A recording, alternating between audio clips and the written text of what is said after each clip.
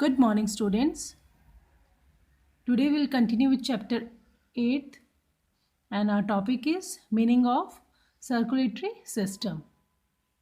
Circulatory system is a group of organs that transport the blood and other substance to and from all parts of the body for the body to be maintained in a state of good health.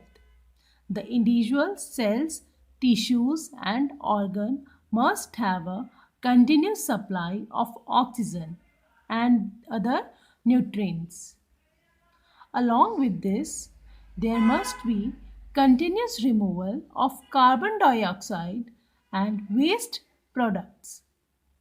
The system can be studied under the following heads: heart, arteries, veins, and capillaries. Capillaries. Now, first is heart. Heart is made up of cardiac muscles. It is a whole cone-shaped muscular organ. It is a sort of pump. Now look at the picture so you'll understand easily.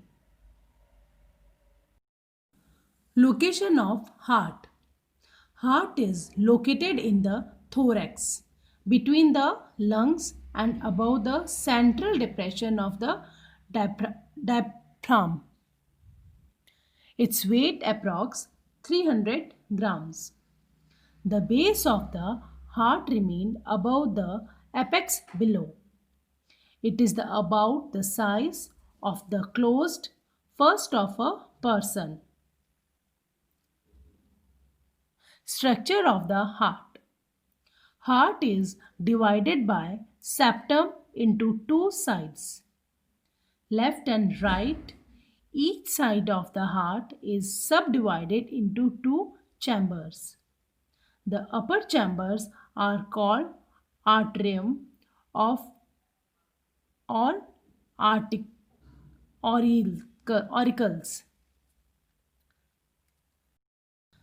The lower chambers are called ventricles.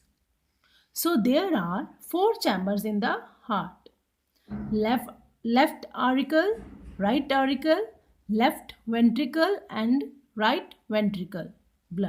Blood is controlled by various valves. Function of the heart. The circulation of blood throughout the body mainly depends upon the heart.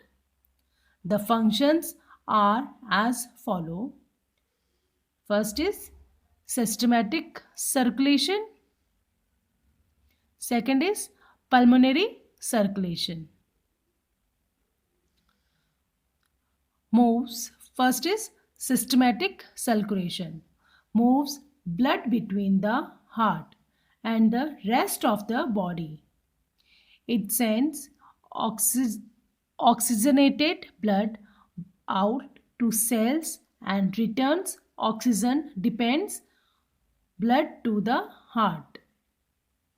Second, pulmonary circulation. It moves blood between the heart and the lungs.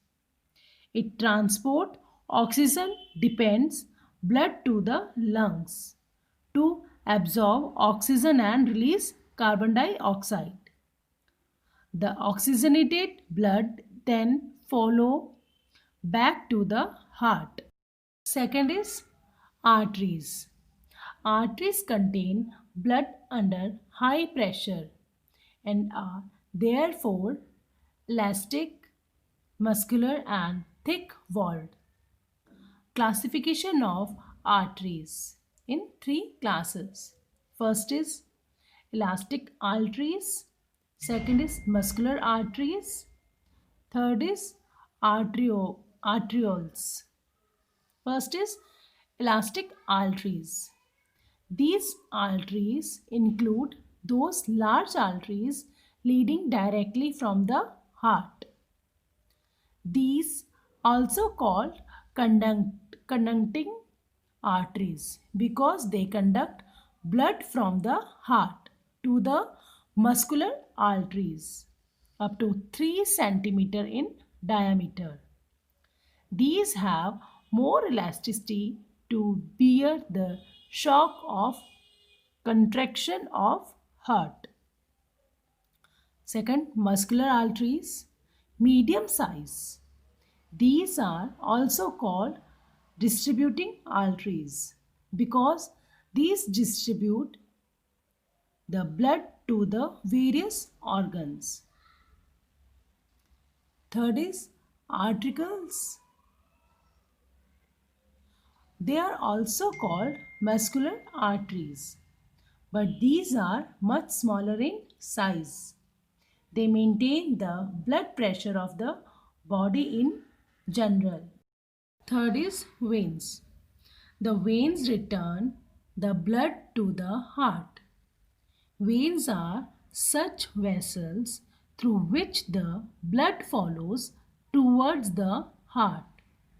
These vessels are made up of less number of smooth muscles fiber and more number of elastic fibers. Fourth is capillaries. The capillaries are the smaller and thinnest vessels in the circulation system. Its structure has adapted to its function in an ideal way. The walls are made up on only one layer of cells. The interchange of gases and substances between blood and tissues take place here.